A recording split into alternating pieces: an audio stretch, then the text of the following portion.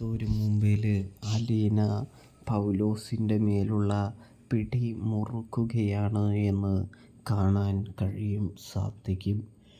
ആർക്കുമില്ലാത്ത ഒരു വിഷം കെട്ടും കൃമികെട്ടിയുമാണ് പൗലോസിന് ഉള്ളത് കേട്ടോ.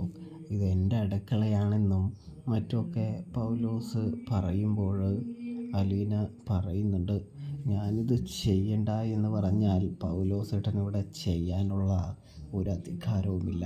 ഈ വീട് എൻ്റെ പപ്പയുടെയാണ് എന്ന് പറയുന്നത് കാണാൻ കഴിയുന്നുണ്ട്. ഇതിന് സമയം നമ്മുടെ വേലയ്ക്ക് വരുന്ന ചേച്ചിക്ക് പൗലോസ് എല്ലാ സാധനങ്ങളും വാരിയിട്ട് കൊടുക്കുകയാണ്.